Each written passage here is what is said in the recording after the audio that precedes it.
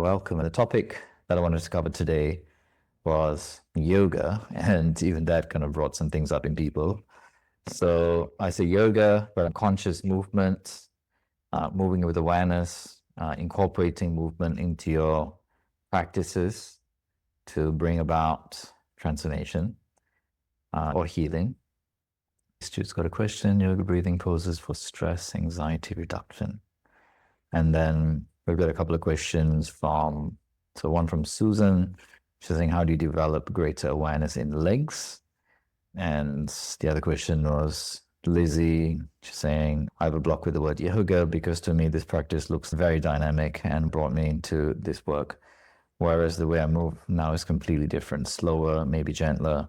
So I don't call this yoga, with quotes, and give myself a hard time because I never do yoga, in quotes, i.e. those energetic flows anymore, unless I'm in class with you. I get on the mat and move. Why is my head telling me that a sequence of pigeons and forward folds, etc., is not a yoga practice unless it contains sun salutations? So Stu's asking about yoga breathing and postures for stress and anxiety reduction. I can only speak for the practice that I teach. It is more energetic. For some people, it's faster paced. When I started teaching years ago, it was actually faster paced and more intense. So I have actually slowed down and calmed it down. But where we are now is that compared to a lot of other yoga practices, styles of yoga, this is still quite an energetic practice. There's a lot of engaging of muscles, a lot of fire in the sequence energetically. Sometimes it might feel like the posture is set on fire. In some of our deeper programs, like Inspire, we go into the sequence and the energetics of the sequence. I'm training teachers there. We go into more depth in those programs. But as far as anxiety reduction, the combination of deep breathing and moving while you're breathing deeply, which is what we do in our yoga practice, when you start to train yourself to breathe deeply in postures and use more of your lung capacity, the moment we start to take a deep breath in and a full breath out, the nervous system switches from fight or flight, where anxiety lives, to rest and digest. So straight away, we switch into a more restorative place within our nervous system, calming, like recovery, part of the nervous system. The change that we are creating physically will have an impact emotionally, energetically. We cannot separate that. And actually, that's a good thing. By switching into deep breath like you did and sitting down, even if you're not in a yoga posture per se, can have the effect of calming the nervous system down, the brain, the nervous system, the body down. So the moment we switch into that, our emotions will have to match. Straight away, you start to feel calmer, more grounded, more centered, more at peace, more in your power. That's not even doing any yoga postures. The yoga postures itself, I haven't come across something more holistic. I think it's put together very intelligently. Obviously, it's quite old, hundreds and hundreds of years old, as far as we can trace it back. And the physical postures, we think of yoga as the actual physical movement, the postures, and the sequence of postures that we go through. Yoga is a whole body system when we're talking about the physical practice. There's the 8 limbs of yoga. The yoga posture is one part of the 8. As far as we can trace it back, yoga postures were created to get the stress and tension out of the body so that yogis could sit in meditation for long periods. In a simplified way, our emotional patterns are stored energetically as tension patterns in our connective tissue, muscle tissue. So the body holds the emotions we are running through, and the thoughts we think have an impact on the emotions we feel. The kind of breath, the depth of breath has an emotional impact as well. When you combine deep breathing and conscious movement, you are systematically moving the body. You're ironing out the tension in the connective tissue and musculature of the body. Systematically, what we're used to as natural in our movement, especially in the Western world, doesn't feel natural. So when you come into yoga postures, oh my goodness, what is this weird, crazy posture that I'm doing? What should be where? My arms, my legs, and everything feels weird and crazy, and I'm falling and I'm sweating and I feel like I'm not doing this well enough. That's all part of the practice. But just on a purely physical level, simply by switching the breath to deeper breath and moving the body through the sequence of postures. It is systematically ironing out, clearing out the tension patterns stored in the body. So not only are you using the breath to de-stress and relax, which is the opposite of anxiety, you're also clearing out tension patterns. Our life story is told by our body, by way of how we hold tension in our body, by way of our posture. So you're quite literally rewiring your nervous system and rewriting the story of your life, or unwriting it, so that you have a blank canvas to rewrite it every time we come onto the yoga mat and work ourselves through a system of postures. Even if the system is just one posture or 5 postures over an hour or half an hour or 20 minutes, it will still have this healing effect. Healing as in it is resolving something, clearing something, reorganizing, if nothing else, at least the tension patterns in the body. Right? Therefore, how we hold ourselves posturally after a yoga practice is very different to maybe how we would have gone in to the practice, maybe holding certain kind of tension patterns in our body, in our connective tissue and our musculature. Anxiety reduction can be facilitated by switching into deep breathing.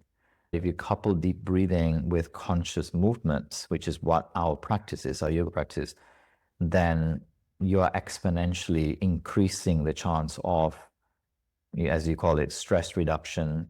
Or it's not the cure, but it's managing it. It does have a healing effect when it comes to stress. It has an impact on de-stressing, because pretty much all our diseases can be traced back to stress in some form or another. We all know that on a simple logical level, yet we don't deal with it on the root cause level. The yoga practice is another way of dealing with the effects we carry in our body, sometimes in the form of unease, dis-ease, tension, pain, injuries, as a result of our movements and how we've been moving in our body for however long we've existed. And we accumulate certain habits, and the habits accumulate certain results, which then can result in injury, pain, unease, disease. In general, how the yoga practice affects. I'll zero in a little bit more on our practice and our style of practice. The reason why I haven't calmed our practice down from something that was much more energetic is that I find most of us, whether you're younger or growing in your years, it's still highly effective to have some amount of energy that we bring in, a certain amount of intensity. And when we look at the healing effect of the practice itself, even though we're moving at a certain pace, it is slower. I have slowed it down over the years. Holding and breathing is another way of stoking the fire within. In a way, we're pressure cooking not just the physical tension in the body, but also the ego, so to speak. By the time you're done with your yoga practice, it should be medium rare or well done or just cooked so you can digest, right? And you can just move through it. It doesn't have a grip on you as you move through your day. It's difficult to be joyful when there's pain in the body, tension we're carrying as a result of years of moving in a certain way because we think that's how it is. It's actually undoing all of that and freeing us up from a physical level. And the physical body cannot be separated from our emotions, from our minds. They're all very intimately connected. Therefore, when you affect change on a physical level, like with conscious movement, it has an effect that carries on to these other parts of our life, emotionally, mentally, because it can't be compartmentalized. How do you develop greater awareness in legs? You're asking that question from the head, saying, okay, how do I develop awareness, right, connection to the legs? If you've practiced for any amount of time, as you start to go through your journey of conscious movement, right, yoga practice, you might delve into these layers. Okay, I don't feel very grounded, so I want to feel more grounded in my life, right? I'm up in my head a lot, in my thoughts a lot, and my thoughts float around a lot, so I'm very floaty in my mind, or I'm very heady, let's say, right? So how do you then get more grounded in your body? One way is to get more into your legs, right? So Susan's asking that because she's been to Inspire. She's been working on this, so this is like the next part of it. In most postures, are on the ground, right? The most stable, grounded part of your posture is whatever is in contact with the ground. Because the ground, the earth energy, that's what you want to bring. You don't have to imagine it or manufacture it. You simply need to connect with the ground because we're on the ground generally, right? There's some sense of ground. We're not floating in space, or it should be harder to ground them. So whatever is on the ground, let's say your feet are on the ground, start with that. Most of us, our feet are asleep. Our toes don't wake up. Like you try to lift your toes and spread out the toes. Most people, their hands will do funny things, their face will do funny things when they start to move their toes because that neural pathway, that connection hasn't really happened. So you can start, just as I'm talking to you right now, by lifting your toes, spreading out the toes, right? And as you do that, you're spreading out the bones in your feet. I'm using my hands to show it, like my feet, spreading out the bones as well as the toe. Imagine my fingers as toes. And you're feeling the padding underneath your feet to the ground, right? So your connection to the earth. And to do that, certain muscles around your calves, right, your shins, the musculature around there will need to start to work. Straight away, you're starting to get a sense of your feet and your connection to the earth. From your feet up, into your ankles, into your shins and calves, into your knees, into your upper legs, right? And where there's bigger muscle groups. You're really starting to use all of them. And it's not just about engaging all muscles. The thing about the yoga practice in any posture, as you start to deepen into your practice, at least for what I teach, certain muscle groups will engage and certain muscle groups will relax. As you're doing warrior one pose, the top of your thighs, your quads will engage, but your hamstrings will relax, right? In anatomy, we call it agonist, antagonist. How do you develop greater awareness of your legs? Start to bring awareness from ground up, from your feet, right? The padding on your feet touching the ground, and you're bringing that energy up. Imagine you're sucking up the energy of the earth through your feet up into your legs, up into your body, through your spine, into your whole body. So your body then tends to, you get more grounded in your body and you have a sense of the earth. How do you do that? Bring your awareness, right? So body scan, you're starting to scan and also engage muscle groups from ground up as you move through your postures. So this is what I mean by conscious movement. You're consciously engaging different muscle groups by choice. Most of the time, we're not conscious, right? Most people are not even in their body. We don't have a sense of connection to our body.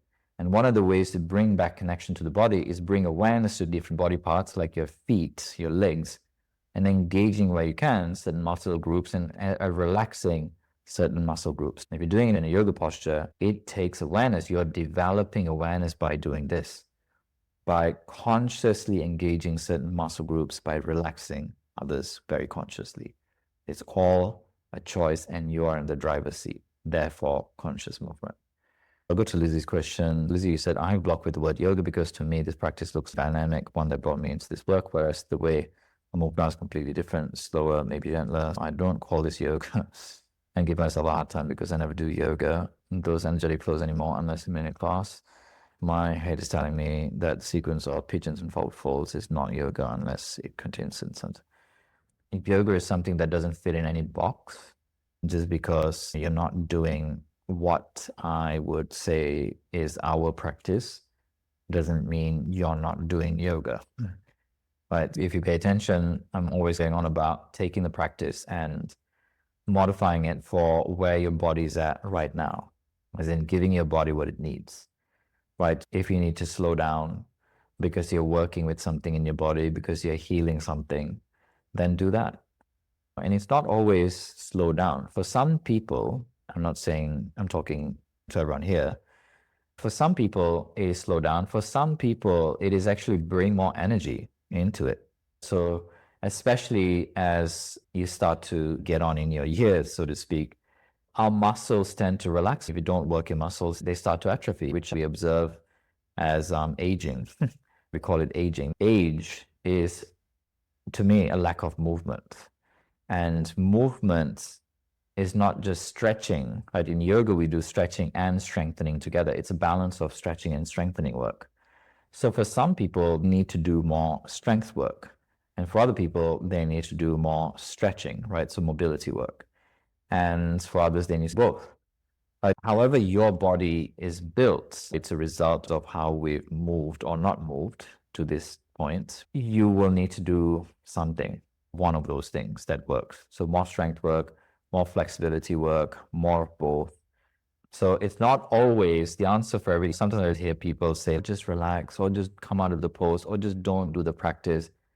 And actually, I don't believe in that, because if you come onto the mat and let yourself modify the practice, you are affecting the healing from the physical level as well as whatever else it is that you're doing.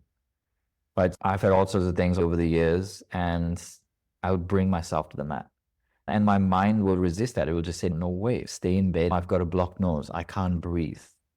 And I know when I've just done a few sun salutations, I can suddenly breathe because I've gone up, gone down, gone up, gone down. It's like moved through my sinuses. And suddenly I can start to breathe. Or like my digestive system, my lungs, my back, or whatever is going on. And moving in a way that responds to what feedback the body is giving in each moment. That's what I mean by conscious movement. When you can respond to the body in the moment, there needs to be a listening. There needs to be an awareness to have your finger on the pulse, to know what your body is saying to you. That is also part of the training. In the yoga practice, the body is always speaking, and it's speaking in sensations. It's just whether you can see it, hear it, feel it. It's like a radio. You tune into a certain station. The station that the body is broadcasting on is called sensation. It's always speaking through sensation. It's always giving feedback. So when you're in a posture, most people are not connected to their body. Therefore, the listening is shut off. What we're doing is conscious movement, waking up your senses, paying attention, so you can start to tune in to what feedback the body is giving you by way of sensation. The moment you've got that feedback mechanism, suddenly you can take the stuff that you learn about a posture or the practice and customize it, adjust it to what feedback you're getting from your body. Therefore, now your practice is completely customized. It's fixed. The body is, it's like you step into a river. Every day the river is different. Even if you think you're standing in the same part of the river, it's a different part that's always flowing. When you get onto the yoga mat, the body today is going through something, and in the next moment something else. Emotionally, what we're experiencing is reflected in the body. Thoughts that we're having is reflected in the body, for example. But we're always responding to our environment. We're always responding to our situations. So no two moments is the same. One of the most important things in my experience is listening to the body. That's where the whole feel in order to heal comes from. When you practice and develop this tuning into the body, you can customize based on the feedback you're getting moment by moment. You can customize what you're doing in the postures. Now, let's say you're doing downward facing dog. Downward facing dog is going to look different in each person. Down dog might not look hugely different, but those little tweaks that you're making based on the feedback you're getting. Let me give you an example. Let's say there's more tightness in my shoulders and upside down, arms right in downward facing dog.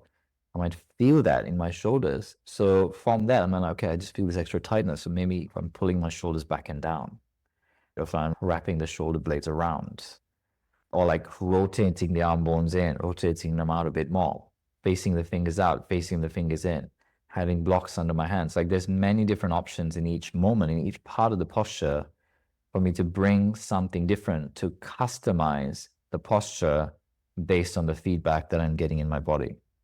So it's an endless amount of adjustments, modifications that you can go through. That's why in our trainings, our 9-day intensives, I could teach postures for 9 days and it won't be enough. And we don't, by the way, like posture is one part of it. So just to give you an idea of the depth, I'm just barely skimming the surface here. I wanted to give you some kind of broad overview that can answer the question. So how do I get into this? Let me go back to Lizzie's question. Why is my head telling me the sequence of pigeons falls full? It's not yoga practice. My guess is you're looking for some kind of stamp of approval and you don't need that, right? Because if you listen to what I'm saying, I'm always talking about taking the practice and making it work for you, especially if you're going through some kind of healing journey, which I think pretty much everyone in our communities going through some kind of transformation, because this work is about transformation, it's transforming your life. One of the ways we affect transformation in our life is through the physicality of the body. That's one of the dimensions. I've kept that in what we do. Hope that helps. Thank you for the question. Lots of love. Bye for now.